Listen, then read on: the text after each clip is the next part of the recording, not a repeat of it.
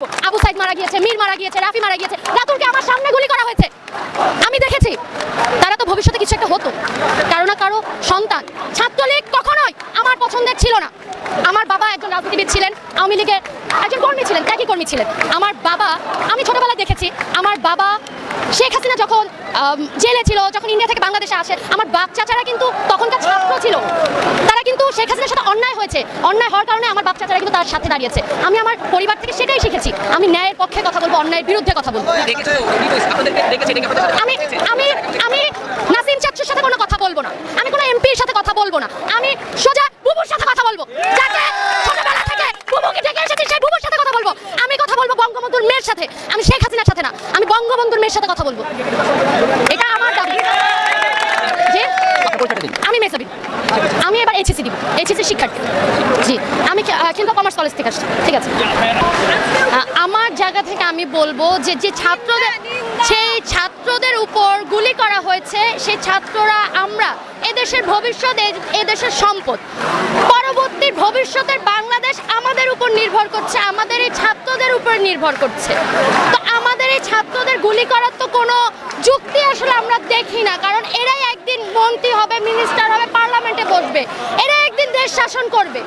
এদের উপর গুলি চালানো যায় না। যারা মারা গিয়েছে ভবিষ্যতে তারাই তো দেশের সেবা করত, তাদের উপরে এই আক্রমণ কোনোভাবেই মেনে নেওয়া যায় না। আমি রাষ্ট্রের কাছে, সরকারের কাছে দাবি জানাচ্ছি, আমার ভাইয়ের রক্তর প্রতিবাদ, এই জবাব তাকে দিতে হবে।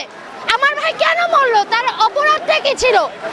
আমাদের আন্দোলনটা কোটা নিয়েছিল, সেই কোটাটাকে পুরো রাজনৈতিক দলেরা এটাকে পুঁজি করে বিভিন্ন রকমের আক্রমণ চালিয়েছে, বিভিন্ন রাজনৈতিক দল ঢুকিয়েছে, যেমন জামাত, শিবির, বিএনপি। তারা ভেবেছে, তারা বলছে সরকার পতন।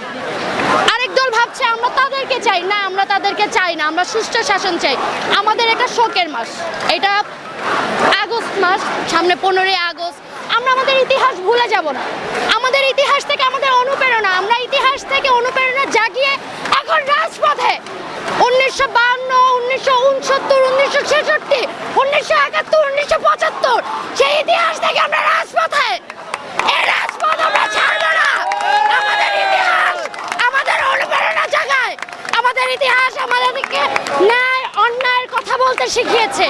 আমরা ন্যায় অন্যায়ের প্রতিবাদ করব, কথা বলবো, ন্যায় দেখলে কথা বলবো, অন্যায় দেখলে কথা বলবো, ন্যায়ের সাথে লড়বো, অন্যায়ের বিরুদ্ধে লড়বো। এটাই আমাদের দাবি।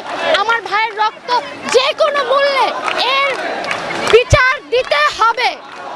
আমি দেখেছি আবু সাইদকে মারা হয়েছে, পুরো বাংলাদেশ দেখেছে আবু সাইদকে মারা হয়েছে, একজন পুলিশ তাকে মেরেছে, আমরা পুরো বাংলাদেশ দেখেছি।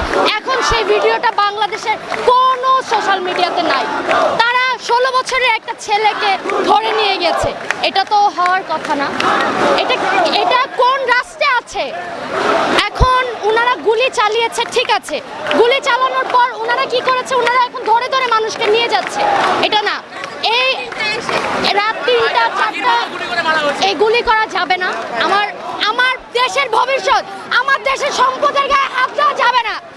তারা একদিন দেশ শাসন করবে, দেশের সেবা করবে। আমার ভাইদের, নিরীহ মানুষ, বাহির তাদের আত্মীয় মারা গিয়েছে, তারা ঢাকায় এসেছে, তাদেরকে ধরে নিয়ে যাচ্ছে কেন? নিরীহ মানুষরা কি করেছে? তারাও তো আমার বাবার মতো, কারো না কারো বাবা, কারো না কারো সন্তান, কারো না কারো বউ, কারো না কারো বোন। আপনাদের কি দয়া হয় না, মায়া হয় না? আমাদের মাননীয় প্রধানমন্ত্রী শেখ হাসিনা বলেছেন তার মতো স্বজন হারানোর বেদনা আর কেউ বোঝেন। আমাদেরও স্বজন হারিয়েছে, আমরাও বুঝি, আমরাও তার জায়গাটা বুঝি। আমরা শেখ হাসিনার পরিবার, কিন্তু সেই পরিবারের গায়ে সে হাত দেবে, আমরা তার নিরাপত্তা দিব। সে আমাদের গায়ে কিভাবে হাত দেয়, তাকে আমরা নিরাপত্তা দেব। আমরা এদেশের ভবিষ্যৎ। সে সেদিন বলেছে আমাকে মেরে ফেলা লাগবে না, আমাকে মানুষ থেকে দূরে সরাই দিলে আমি মরে যাব। আপনি আমাদেরকে কেন দূরে সরাই দিচ্ছেন? আমরা তো আপনার কাছে থাকতে চেয়েছিলাম, আমরা চেয়েছিলাম, উনি দূরে সরাই দিয়েছে। উনি কোনোভাবে, যে কোনো মূল্যে আমার ভাই বোনের রক্তের বিচার করতে হবে, তাকে বিচার করতে হবে, হবে, হবে। আজ বঙ্গবন্ধু থাকলে দেশের এই পরিস্থিতি হতো না। আমরা কোনোভাবে দেশের ইতিহাসকে অসম্মান করি না, করব না। কিন্তু সেই ইতিহাসকে পুঁজি করে সেই ইতিহাসকে আমরা বুকে নিয়ে রাজপথে আমার ভাইদের বিচার করতে হবে যে কোনো মূল্যে। আমি ভাইদের বিচার চাই। সেখানে সরকার পতন চেয়েছে, সেটা তাদের বিষয়। আমি নিরপেক্ষ, আমি কোনো দল করি না, আমি ভবিষ্যতে এই দেশের সেবা করব যে কোনোভাবে। আপনারা গণমাধ্যম কর্মী, আপনারা তো দেশের সেবা করছেন, কোনো না কোনোভাবে সেবা করছেন, আমাদের গায়ে কেন হাত দিবেন? আজকে আমি মরে গেলে ভবিষ্যতে আমি কিছু একটা হতে পারতাম, হব, দেশের সেবাই তো করব। আবু সাইদ মারা গিয়েছে, মীর মারা গিয়েছে, রাফি মারা গিয়েছে, রাতুলকে আমার সামনে গুলি করা হয়েছে, আমি দেখেছি। তারা তো ভবিষ্যতে কিছু একটা হতো, কারো না কারো সন্তান। ছাত্রলীগ কখনোই আমার পছন্দের ছিল না। আমার বাবা একজন রাজনীতিবিদ ছিলেন, আওয়ামী লীগের একজন কর্মী ছিলেন, ত্যাগী কর্মী ছিলেন।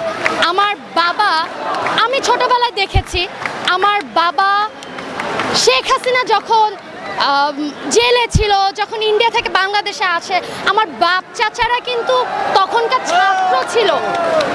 তারা কিন্তু শেখ হাসিনার সাথে অন্যায় হয়েছে, অন্যায় হওয়ার কারণে আমার বাপ চাচারা কিন্তু তার সাথে দাঁড়িয়েছে। আমি আমার পরিবার থেকে সেটাই শিখেছি, আমি ন্যায়ের পক্ষে কথা বলবো, অন্যায়ের বিরুদ্ধে কথা বলবো।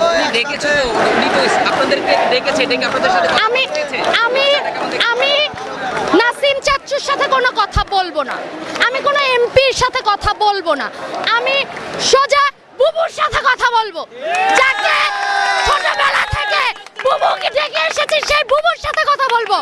আমি কথা বলবো বঙ্গবন্ধুর মেয়ের সাথে, আমি শেখ হাসিনার সাথে না, আমি বঙ্গবন্ধুর মেয়ের সাথে কথা বলবো। এটা আমার দাবি। যে আপনার পরিচয়টা দিন। আমি মেসাবিন, আমি এবার এইচএসসি দিব, এইচএসসির শিক্ষার্থী।